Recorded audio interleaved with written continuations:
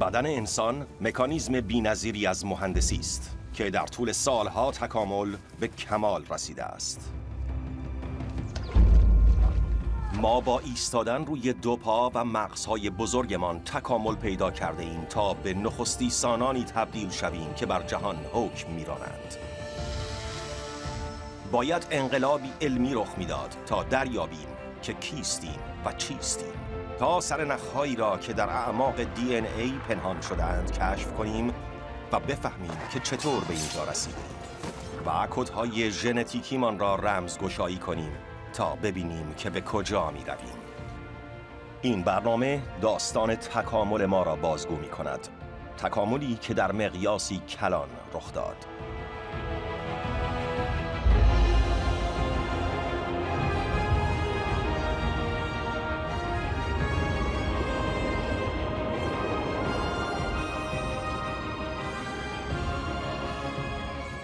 داستان ما.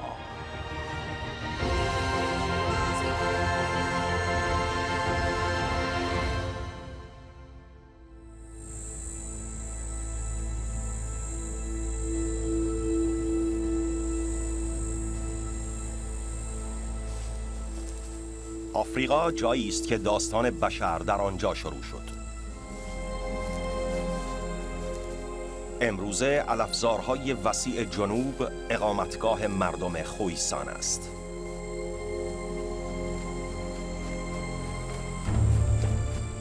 شکارچیان خویسان ممکن است ظاهری شبیه به ورزشکاران حرفه‌ای داشته باشند، اما بیشتر ژن‌های آنها با همه ما مشترک است. بدن انسان دستگاهی فوق‌العاده است که سالیان سال در حال تکامل پیدا کردن بوده است.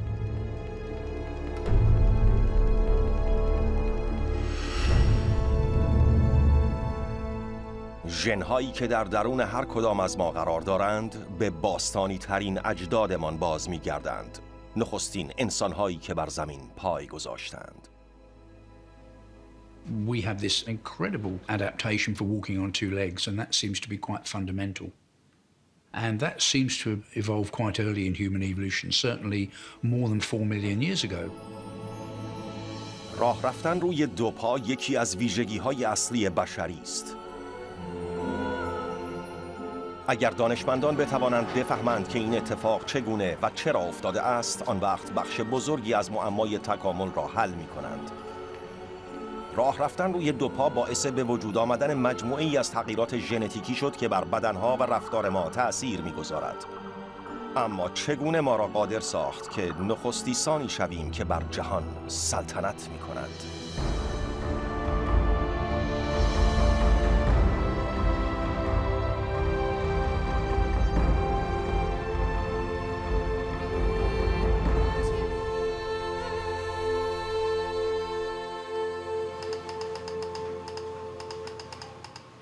پروفسور ایشی هیراساکی در دانشگاه کیوتو در ژاپن می‌خواهد بداند که چگونه راه رفتن روی دو پا ممکن است بر بدن انسان‌های نخستین تأثیر گذاشته باشد. او به تحقیق درباره این نکته می‌پردازد که وقتی میمون‌های ماکاک روی دو پا راه می‌روند چه اتفاقی می‌افتد.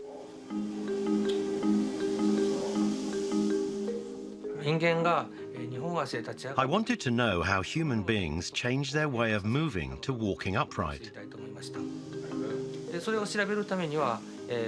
To study this, I needed an animal that normally walks on four legs, but is capable of walking upright. So I decided to use a macaque monkey. چون میمون ماکاک معمولاً روی چهار پا راه می‌رود، تلاشش برای ایستادن روی دو پا نزدیکترین چیزی است که دانشمندان می‌توانند برای فعالیت‌های اجداد باستانی ما نخستین نمونه‌های دو پا پیدا کنند. پژوهشگران از بالشتکی فشارسنج استفاده می‌کنند تا بتوانند جایی را که پای میمون با سطح تماس پیدا می‌کند بررسی کنند. نتایج نشان می‌دهند که در تبدیل راه رفتن چهار پا به دو پا فشار چگونه تغییر می‌یابد و بر این نکته تاکید می‌کنند که انسان‌های نخستین برای راه رفتن روی دو پا به چه چیز دیگری نیاز داشتند. The most important role of the hip muscles shifted to stabilizing the upper body. 安定させるということです。で、チンパンジーなどでは Chimps and other apes don't need to do that because they use 4 legs. 必要はほとんどありません。 But for humans to walk on 2 legs, it's essential to have muscles that stabilize the upper body. ついてないので、上半身を足に対してこう安定させる支えとなる筋肉が必要になってくるわけです。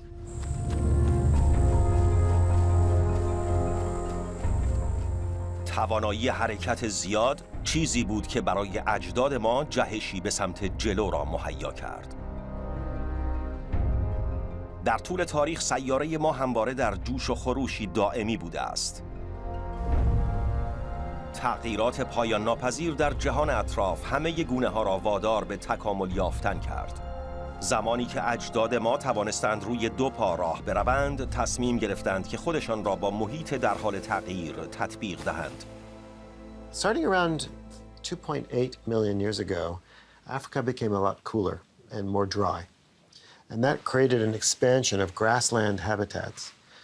So lots of animals that eat grass, the herbivores, evolved at that time. So there was selection for running 2 million years ago in order to become hunters. دانیل لیبرمن استاد زیستشناسی تکاملی در دانشگاه هاروارد است. او درباره این نکته تحقیق می‌کند که اجداد ما برای دویدن به چه چیزی نیاز داشتند. If you ever look at the gluteus maximus of chimpanzees, for example, they're pretty small. But in humans, it's the largest muscle in the body. It's big. And we've done an experiment a few years ago where we showed that when you run, your trunk wants to pitch forward. But the gluteus maximus fires and pulls you back, keeps you from falling over. مدارک موجود در فسیل‌ها نشان می‌دهند که اجداد ما در دویدن به تبحر خاصی رسیدند. This is the part of the skeleton of Homo erectus who lived around 1.5 million years ago. And what's intriguing is that many of the features of the skeleton tell us he was a runner. For example, his pelvis has a very large area for the insertion of the gluteus maximus. We can look at the anatomy of his inner ear, which tells us he had a head that was really very well designed for sensing pitching forces. So he was able to keep his head very still when he ran. He had very large joints for the size of his body, much larger than you need if you're walking. این تغییرات اسکلت انسان در طول هزاران هزار سال اتفاق افتاد و منجر به پیدایش بدن خارق‌العاده امروزی شد که ما می‌شناسیم. واقعیت این است که بدن ما طوری ساخته شده که بتوانیم بدویم و استقامت طی مسافت‌های زیادی را که برای شکار به آنها نیاز داریم داشته باشیم. We walk and walk to find signs of animals. The way we hunt is to just keep chasing them.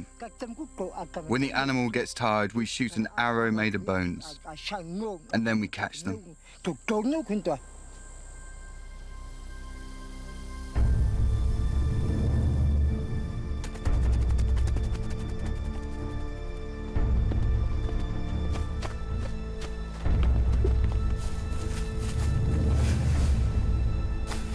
Walking upright and jogging and running, you can cover long distances very efficiently. So the prey will tire out, the prey will overheat, and it will actually slow down and eventually drop down with exhaustion. So this requires incredible marathon running ability to do that over long distances under quite hot conditions. And yet modern hunter-gatherers can do it in Africa, and our ancestors were doing it probably 1.5 million years ago.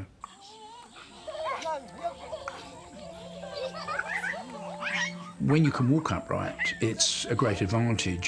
Your arms are free to carry things, to carry children. And tool making and tool using is fundamental to humans, and that may have driven the growth of the brain.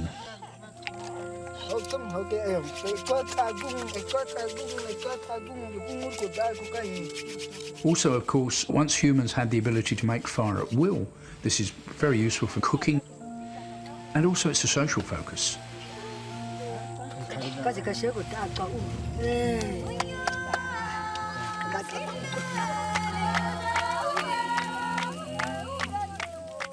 تمامی این تغییرات فوق‌العاده به دلیل تفاوت‌های کوچک در ژن‌های ما به وجود آمدند. اما تنها در آغاز قرن 21 بود که توانستیم ژنتیک تکامل را توضیح دهیم.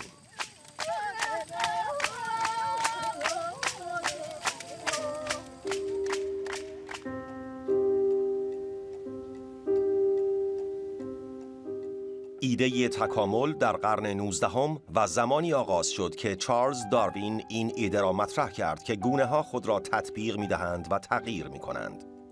او نظریه انتخاب طبیعی و بقای اصلح را بیان کرد تا این سازگاری پذیری را توضیح دهد. داروین مشاهده کرد که اعضای برخی گونه‌ها به قدری عمر می‌کنند که فرزندانی داشته باشند، در حالی که دیگران چنین فرصتی ندارند. این تفاوت به خاطر اختلاف‌های جزئی بین افراد بود و به برخی از آنها این امتیاز را میداد که شانس بیشتری برای بقا و تولید مثل داشته باشند. When we look at the domesticated species that we've been breeding, our breeders are looking for these changes that happen to be good and are encouraging them.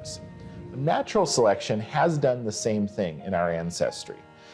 It's encouraging those things that happen to allow people to survive better. نظریه علمی داروین بر اساس یک عمر مشاهده و تلاش برای یافتن حقیقت بود. اما او چگونگی روی دادن این تغییرات را نمی‌دانست.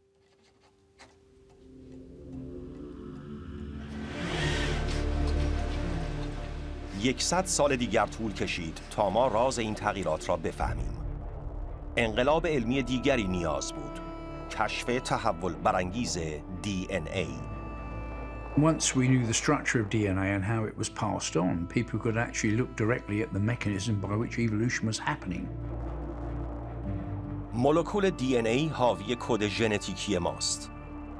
ساختار مارپیچ نردبانیش تمام اطلاعاتی که باعث رشد و تکامل موجودات زنده می شود را در خود دارد. توالیه‌های کوتاه در درون DNA ویژگی‌های خاصی را مشخص می کنند، از قبیل قد، قدرت عضلانی، رنگ مو و باربری. اینها ژن‌های ما هستند و تفاوت‌های بین آنها مبنای تکامل است. Selection works on individuals, and some individuals will have more children than other individuals, and so their DNA is passed on to future generations. What natural selection cares about, what it's favoring, is our genes that make you more likely to pass on your genes to the next generation. تفاوت‌های آرایش ژنتیکی اجداد ما که به آنها کمک کرد تا دوام بیاورند، اکثراً توسط انتخاب طبیعی تعیین می‌شد. و فرایند تولید مثل جنسی تضمین می‌کند که ژن‌های ما به طور مداوم در قالب میلیاردها ترکیب مختلف با هم درآمیزند. وقتی نطفه جنینی بسته می‌شود، نیمی از DNA از مادر و نیمی از پدرش به او می‌رسد. اما فرایند حیاتی دیگری نیز برای تغییر DNA وجود دارد. تغییرات کوچکی در هنگام تقسیم سلولی به وجود می‌آیند. به آنها جهش می‌گویند. Everyone living today is a mutant. Every new conception that creates a new person has 35 to 50, sometimes even more than 100 mutations that are new in the genome. And everybody carries these new things. Most of them make no difference to you. But when they do make a difference, they can make a really profound difference. جهش برای تکامل حیاتی است. Occasionally, a mutation changes the biology in a way that's good, or at least that increases survival or increases reproduction. And those things are what are positively selected. Natural selection sees those things and causes them to grow in the population. دانشمندان پیوندهای زیادی بین جهش ژنتیکی و تکامل پیدا کردند. DNA کشف هیجان انگیزی بود و در آغاز قرن 20 درک ژنتیکی ما دوباره گامی بزرگ به پیش برداشت. در سال 2003 پروژه ژنوم انسانی اعلام کرد که کل کدهای ژنتیکی را شناسایی کرده است. نقشه کل بدن انسان. Our genomes were adapted for the last 6 million years to become the humans that we are today. توانایی مقایسه ساختار ژنتیکی افراد مختلف دوباره در درک ما از تکامل انقلابی پدید آورد. نگاشت ژنوم انسانی به این معنا بود که ما می توانیم تفاوت‌های ژنتیکی بین مردم سرتاسر جهان را شناسایی کنیم. What's different between populations in different parts of the world is largely due to the genetic changes that have happened in the last 40,000 years.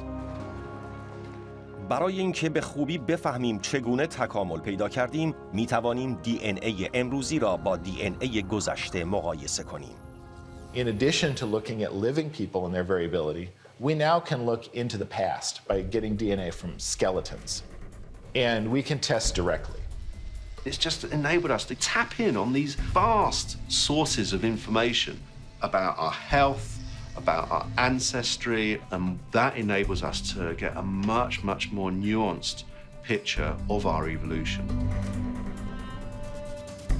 دی ان ای انسانی هم در گذشته و هم در زمان حال نشان می‌دهد که چگونه اجداد باستانی ما در سر تا سر زمین پراکنده شدند. این مقایسه نشان داد که چگونه جهانی در حال تغییر آنها را وادار به تطابق و تغییر کرد.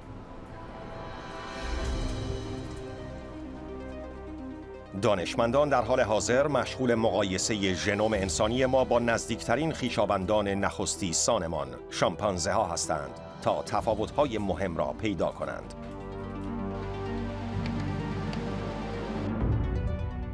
آن بخش‌های کد که پس از جدایی انسان و شامپانزه بیشترین تغییر را داشته‌اند، آنهایی هستند که به بشریت شکل دادند. یک بخش ژنوم که تفاوت زیادی دارد به پوست ما برمیگردد. در دانشگاه دولتی پنسیلوانیا، نینا جابلونسکی درباره تکامل پوست انسان تحقیق می‌کند. In order to understand all of the human body, we must understand the evolution of the largest organ, which is the skin.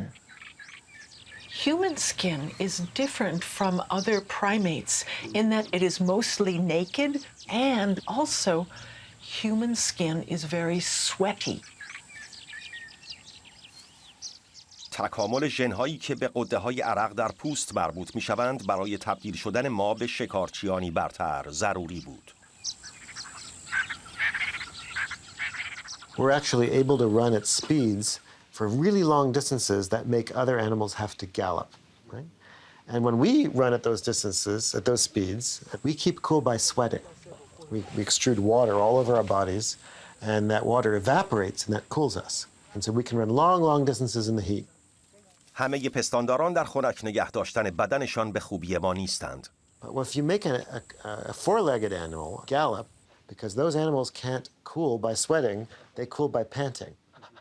They have these short little shallow breaths, and it turns out that when one of those animals gallops, their guts slam into the diaphragm with every stride, and so they can't pant while they run. And so if you chase an animal like that, it will overheat and die. وقتی ما موهای بدنمان را از دست دادیم و شروع به عرق کردیم، این امر منجر به تغییر جدیدی در تکامل انسان شد. تیره شدن پوست. What we had to do was compensate for the absence of hair. So early Homo sapiens were very darkly pigmented, and the dark melanin pigment helps to protect against very, very strong sunlight, especially ultraviolet radiation. Because increase in the amount of sun exposure and ultraviolet radiation causes damage to the DNA in the skin. And some of that damage, if it is unrepaired, can lead to skin cancer.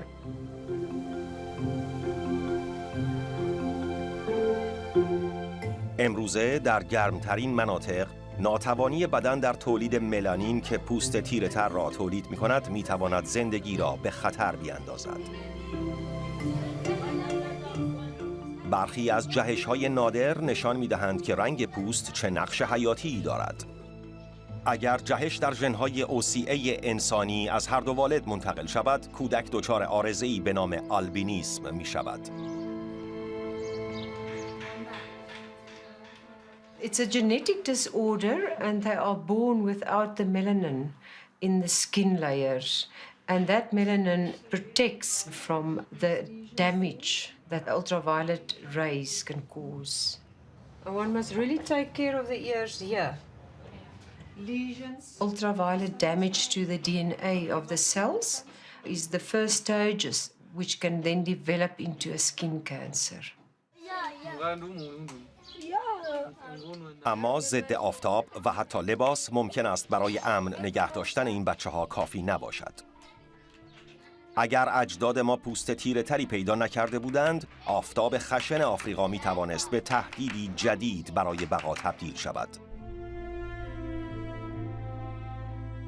اما اجداد ما فقط در آفریقا نماندند. تغییرات محیط برخی را وادار به حرکت به سمت شمال کرد. Climate change may well have been a driver. It may have been that they were following animal herds that were migrating into those regions. I mean, basically they were looking for their next meal and where it would come from. تیره تر شدن پوستشان به تدریج به ضررشان شد. Outside of strong sunlight areas, dark pigmentation is not advantageous because it blocks too much ultraviolet radiation. And you need to be able to absorb some ultraviolet radiation in the skin to make vitamin D. And vitamin D production is essential for normal health and reproduction. And so the people underwent very strong natural selection to change pigmentation. وقتی که انسان‌های امروزی به مناطق مرتفع‌تر رفتند، به تدریج به شکلی تکامل یافتند که رنگ پوستشان روشن‌تر شود.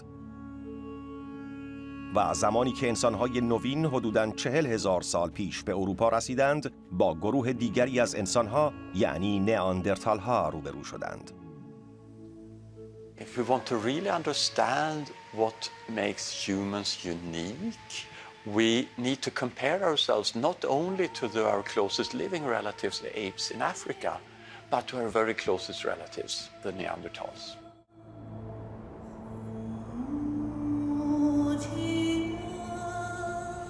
نئاندرتال‌ها بیش از 200,000 سال پیش در سراسر اروپا در غارها زندگی کرده بودند. آنها خودشان را با سرما تطبیق داده بودند، اما نمی توانستند با تغییر گاه و بیگاه آب و هوا تطبیق پیدا کنند. باستانشناسان در گذشته معتقد بودند که نسل نئاندرتال‌ها بیش از 35,000 سال پیش از بین رفته، اما حالا که نگاشت ژنوم انسانی را دارند می توانند غلط بودن این ادعا را ثابت کنند. در انجمن ماکس پلانک در آلمان، دکتر سوانته پابو بر روی استخوان‌های نئاندرتال‌های باستانی تحقیق می‌کند تا DNA آنها را پیدا کند. We are like archaeologists. We make an excavation, but not in an old cave or so, but in our genomes. It turns out that all people that today live outside Africa have a little bit of their DNA from Neanderthals. 1 or 2% of their DNA comes from Neanderthals, and that clearly came over by interbreeding, that there were babies that had one parent, a Neanderthal, and one a modern human. این آمیزش بین گونه‌ها امروزه بر جمعیت بخش‌های مختلف دنیا تأثیر می‌گذارد. حالا متخصصان ژنتیک تلاش می‌کنند تا بفهمند که چه خصوصیاتی از DNA نئاندرتال‌ها به ما رسیده است. In Tibet, there is an adaptation to living at high altitude, where there is little oxygen in the air. And one knows what variant of which gene confers a large part of that adaptation. And that variant turns out to come from Asian relatives of Neanderthals. با وجود آنکه DNA نئاندرتال‌ها مزایای زیادی داشت، اما این مزایا به قدری نبودند که بتوانند به توانایی‌های پیشرفته انسان‌های نوین چیره شوند. Modern humans are special in their behavior, I think. We don't fully understand what aspect of the behavior, but somehow they are special. این ویژگی‌های خاص انسان‌های نوین را قادر ساخت که بر جهان حکومت کنند.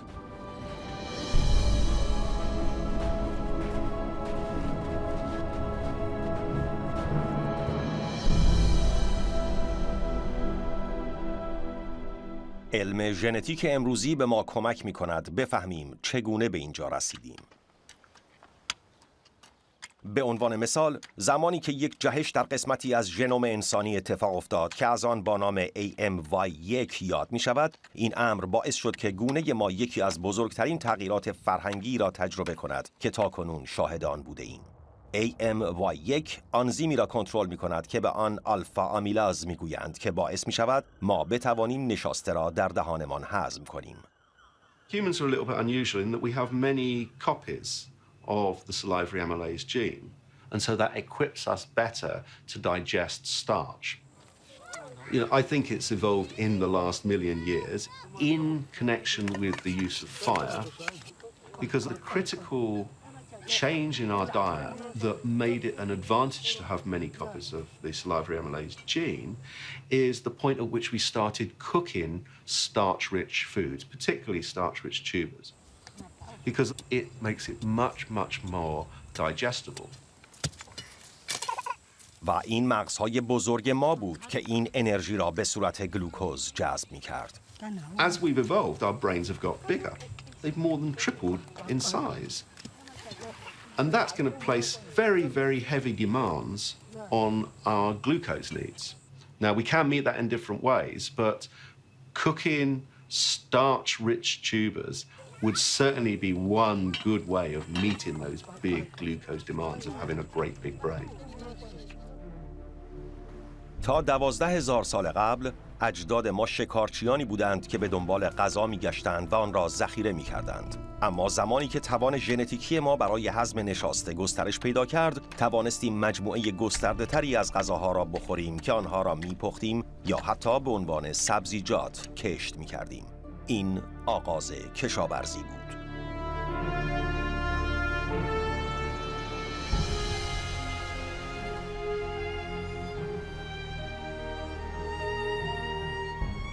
یکی از نخستین کسانی که از توانایی هضم نشاسته بهره بردند، برنجخورهای چین بودند. اینجا بیش از 5000 سال پیش برنج در شرق آسیا برای نخستین بار کاشته شد. و هنوز این اتفاق جشن گرفته می شود. برای مردم بومی هانی، اکتبر آغاز سال جدید است. آنان نخستین روز سال نو را با فستیوال برنج در ابعاد بزرگی جشن می‌گیرند.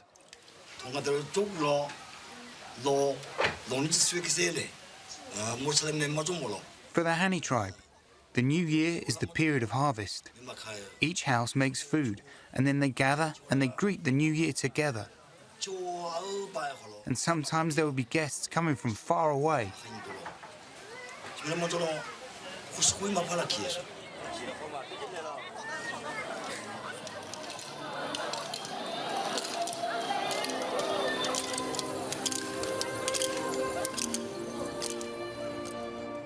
این جشن خیابان لانگ است، نقطه اوج جشن‌های سال نو. بیش از 800 میز را در مسافتی 1.5 کیلومتری می‌چینند.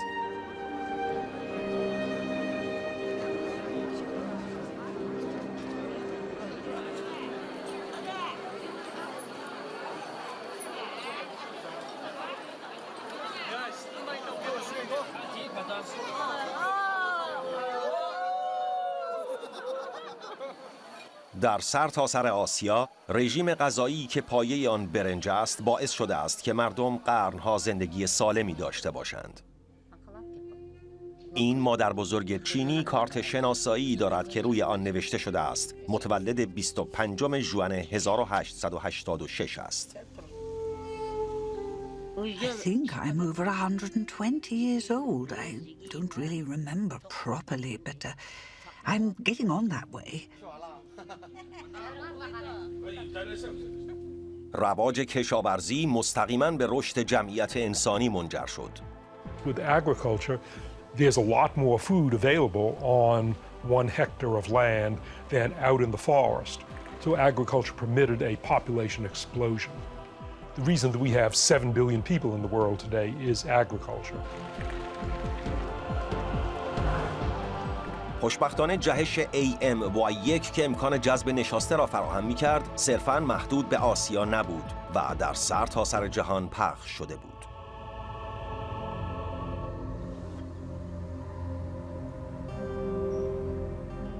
امروزه در بخش‌هایی از آمریکای جنوبی مردم هنوز از توانایی انسان برای جذب نشاسته در دهان بهره کامل میبرند.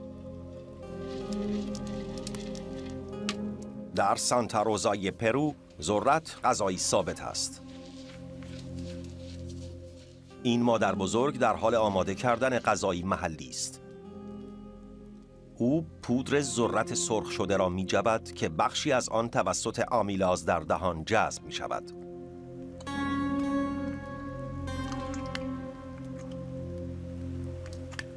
او ذرت را به بیرون تف می کند و می گذارد که در نوشیدنی به نام چیچا تخمیر شود.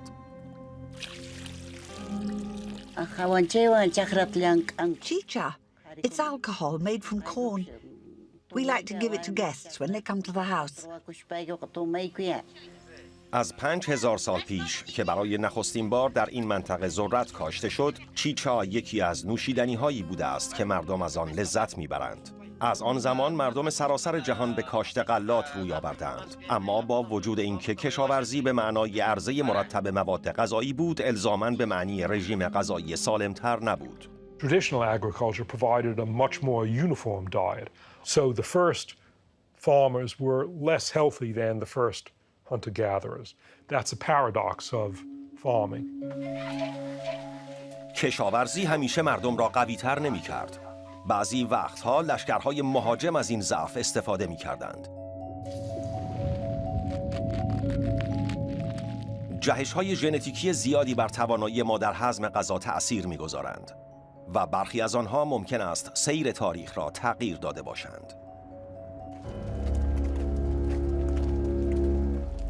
در اوایل قرن 13 سلسله جین در چین قوی‌ترین ارتش دنیا را داشت. اما در همسایگی آنها در مغولستان ارتش چنگیزخان در مقایسه با ارتش آنها کوچک به حساب می آمد. سلسله جین با ارتشی که 10 برابر بزرگتر بود باید به راحتی می توانست نیروهای مهاجم مغول را نابود کند. Genghis Khan and his whole country probably had no more than 1 million people and about 100,000 soldiers. If you looked at China at that time, there were at least 1 million soldiers alone in China. ارتش مغول علیرغم تعداد کمترش سلاحی مخفی داشت که در DNA آنها پنهان شده بود.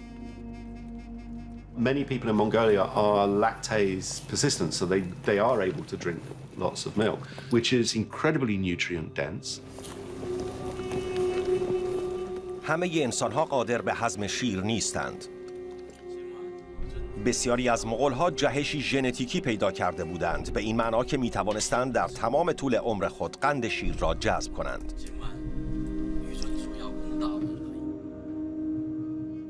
زیستشناس تکامل مارک توماس درباره گذشته ژنتیکی ما تحقیق می‌کند تا درباره این جهش اطلاعات بیشتری به دست بیاورد. The one thing we do know is that it's been under very, very strong natural selection. It's given our ancestors or ancestors who had that trait a big advantage. I mean, a really big advantage. It's one of the strongest signatures of natural selection of any single gene trait in our genomes. جهش نوشیدن شیر احتمالاً در بین مغول‌ها رواج داشته است، اما در بین جین‌های چینی اینطور نبوده. With the Jin, people were all using primarily carbohydrates. The problem with the carbohydrates in the short term is that the energy is depleted very quickly. They give you a lot of energy and then it's gone. اما سربازان چنگیزخان از شیر اسب و پنیر تغذیه می‌کردند. این باعث می‌شد که سربازانی لاغرتر و سالمتر باشند و بدنشان از استخوان‌های سرشار از کلسیم ساخته شده باشد. و این صرفاً سربازان مغول نبودند که از این جهش سود بردند. توانایی هضم شیر بر کل استراتژی نظامیشان تأثیر گذاشت. The Chinese armies, they often had to have as many animals pulling food as carrying people. So the soldiers often had to walk into battle because the animals were being used to pull carts and to transport food in very large amounts. The Mongols, there was none of that. Every soldier was riding his horse, and he had several other horses with him. And these horses served not only as a transportation, but also the food. مغول‌ها مرتب شیر اسب‌هایی را که سوار می‌شدند می‌دوشیدند و می‌نوشیدند. This gave the Mongols a great advantage. They may have only had 100,000 soldiers, but every soldier was a warrior. ارتش مغول نه تنها از هر سرباز به طور کامل استفاده می‌کرد، بلکه نیروها می‌توانستند به سرعت جابجا شوند. So this was very important strategically in the movement of the Mongols. It gave them the ability to strike anywhere in the Chinese Empire. The Jin dynasty officials never knew which city would the Mongols hit next, because the Mongols could travel just as fast as the news could travel. The Mongol diet proved very advantageous for them in their battle against the Jin.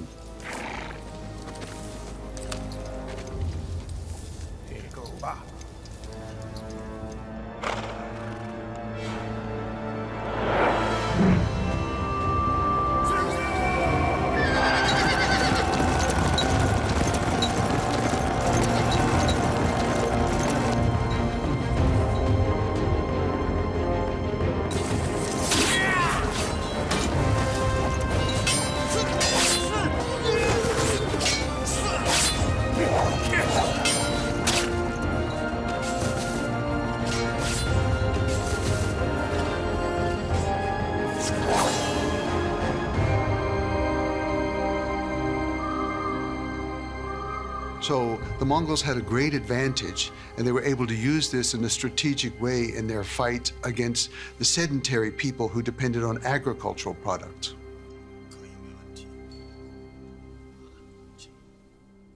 شیر به غذای فاتحان تبدیل شد. جهش هضم شیر به سرعت گسترش پیدا کرد. طبق گفته ها چنگیز خان زنان متعدد و صدها فرزند داشت. The Mongol Empire was one of the greatest eras of cultural growth and also of physical and biological development in the history of the world. اما این جهش هزینه‌ای نیز داشت. زمانی که مغولان شیرنوش فاتح به سرتاسر اروپا آمدند، به شیوه‌های مختلفی مرگ و ویرانی را با خود آوردند. حیواناتی که با آنها سفر می‌کردند، عوامل بیماریزای مهلکی در خود داشتند. از دوران آغازین کشاورزی، بسیاری از مردم در شهرها و روستاهایی با تراکم بالای جمعیت زندگی می‌کردند. بیماری‌ها به راحتی می‌توانستند شیوع یابند. نگهداری از دام و حیوانات اهلی پروتئین را وارد رژیم غذایی ما کرد، اما بیماری‌ها را نیز با خودش به همراه آورد. در مکانهایی که جمعیت غیر مهاجر در نزدیکی حیوانات زندگی می‌کردند، بیماری‌های جدید مهلک موقعیت بی‌نظیری برای شکل‌گیری داشتند. Animal domestication had two consequences for diseases. First of all, it gave us the germs that evolved into human epidemic diseases. And secondly, it permitted the dense populations necessary for maintaining an epidemic disease. در اوایل قرن 14 بیماری واگیردار کشنده‌ای در یونان چین پدیدار شد. آن بیماری طاعون نام گرفت. Plague is also known as Black Death because people's bodies would develop black blisters. مرگ سیاه در سرتاسر اوراسیا پراکنده میشد و به همراه ارتش اشغالگر مغول به جاهای مختلف میرفت. یلنا بکفالچ که در موزه لندن در زمینه استخوان‌شناسی انسانی فعال است، بر روی اسکلت قربانیان طاعون تحقیق می‌کند تا مدارکی از کشنده‌ترین بیماری جهان پیدا کند. This is a male and he's very complete. We look to see as many possible changes that we can in the skeleton which might indicate disease or stress or malnutrition. We'll also look at the teeth because the teeth will tell us things about diet. مرگ سیاه در سال 1348 به انگلستان رسید. در اینجا مردم فکر می‌کردند که بیماری‌های کشنده از طریق پرندگان منتقل می‌شوند. پزشکان طاعون ماسک پرنده به چهره می‌گذاشتند به این امید که از آنها محافظت کند. اما هیچ چیز نمیتوانست از مردم انگلستان در برابر هجوم یک بیماری مهلک جدید محافظت کند. روی هم رفته مرگ سیاه 1/3 جمعیت اروپا را از بین برد. پژوهش بکفالاچ به ما کمک می کند که دلیلش را بفهمیم. The thing with the Black Death as a disease is that we had never been exposed to that bacteria before. So it had a huge impact on us. این بقای اسلحه در عمل بود. هر آسیب پذیری به معنای مرگ به دست این بیماری بسیار مسری بود که به سرعت جان قربانی را می گرفت. The symptoms can come on very quickly. You might be dead within a day. بیماری وحشتناکی بود، اما جمعیتی که زنده ماندند قوی تر شدند. Each time we're affected by diseases, then our immune response potentially gets better. So potentially each generation will have a better resistance. مرگ سیاه تأثیر زیادی بر تاریخ اروپا داشت، اما در جای دیگر هزینه یک بیماری مهاجم بر جمعیت آسیب پذیر بسیار بیشتر بود.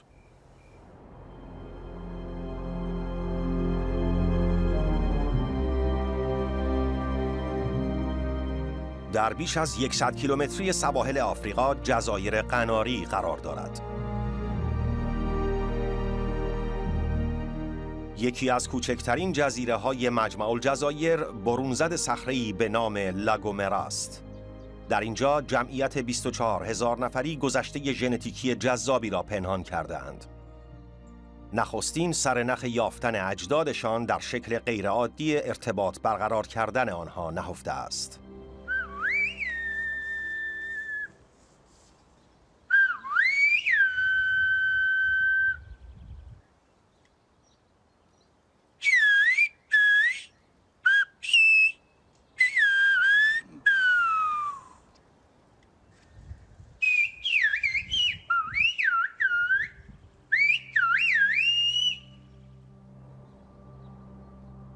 زبان سوت احتمالاً در لاگومرا پا برجا مانده است، چون برای چندین قرن جمعیت این جزیره از سایر بخش‌های جهان جدا بودند. این جدا بودن هزینه‌ای برایشان داشت. The founders of the indigenous canary populations, they would have started off with a decent amount of genetic variation. But if the populations are small for a long time, then there's an effect known as genetic drift, which reduces genetic diversity. باور بر این است که نداشتن تنوع نژادی باعث به پایان رسیدن جمعیت بنیانگذار لاگومرا شده است. یاد و خاطره این نژاد جنگجو که گوانچه نام دارند امروزه توسط این مجسمه ها گرامی داشته می شود. اما برای فهمیدن اینکه چه اتفاقی افتاده است، پژوهشگران نخست باید بدانند که گوانچه ها از کجا آمده اند. گوانچه ها مرده هایشان را مومیایی می کردند. پس زمانی که فناوری پیشرفت کرد و دانشمندان توانستند دی ان ای بقایای گوانچه ها را بیرون بکشند، این امر دریچه ای را در اختیار پژوهشگران قرار داد که از آن به گذشته بنگرند. We carried out DNA studies based on both teeth and bones, and what they prove is that effectively they have very similar genetic markers to those that are or were in that period in North Africa. حالا دانشمندان مطمئنند که گوانچه ها با بربرهای مراکش در شمال آفریقا مرتبط بودند. یک سنت امروزی نیز ظاهراً این نظریه را تایید می کند. لوچا کاناریا یا کشتیگیری قناری ظاهراً در شمال آفریقا به وجود آمده است. گوانچه ها آن را به جزیره آوردند و این ورزش از ویژگی بارز بدن گوانچه ها یعنی قد بلندی و تنومندی بهره می گیرد. We are Canarian, and we are the descendants of Guanches. And I am very proud of our tradition. اما چه اتفاقی افتاد که این جنگجویان قدرتمند در قرن 15 ناپدید شدند؟ In 1496, the conquest of the islands was complete. And it ends because the previous winter there was a terrible epidemic. It was called the sleeping sickness of the Guanches, and the chronicles of the conquest indicate, among other things, that it was a miracle that no Spanish person was affected, but the Guanches died by the thousands. And so that's what makes us think that it was a disease that the Spanish were already exposed to. So their immune systems were ready to fight it, but the Guanches were not. گوانچه ها مشابه قربانیان مرگ سیاه در برابر این بیماری که از جای دیگری آمده بود آسیب پذیر بودند. Some of the genes that are involved in immunity, we really want them to be as diverse as possible because that allows us to actually be resistant to a greater number of diseases. And so in the Canary Islands, the populations were relatively small and isolated for a long time, and so became genetically vulnerable to disease. فاتحان از جزایر قناری به عنوان سکوی پرتابی برای رسیدن به آمریکا استفاده کردند و آنها نیز همانند مغول‌ها بیماری‌هایی با خود آوردند که باعث تلف شدن بومیان آسیب پذیرتر شد. هراس اصلی تازه آغاز شده بود. زمانی که اروپایی‌ها قاره آمریکا را مستعمره کردند، بیماری‌هایی که با خودشان آوردند عواقب تلخی داشت. Something like 90% of Native Americans were killed by European-introduced diseases to which Native Americans had no resistance, whereas Europeans had some resistance. Smallpox, measles, tuberculosis killed far more Native Americans than did those big battles like the Little Bighorn. چندین قرن طول کشید تا پیشگامان بزرگ پزشکی مدرن راههایی برای مقابله با این بیماری‌ها پیدا کردند. در قرن 20 پیشرفت‌های پزشکی شانس زنده ماندن را افزایش داد. و در هزاره جدید ژنتیک مولکولی داستان تکامل ما را دوباره تغییر داد.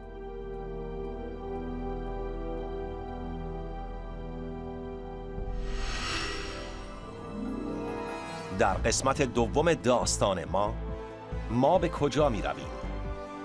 چگونه درک ما از ژنتیک تکامل را کنترل می کند و به آینده بشریت شکل می دهد؟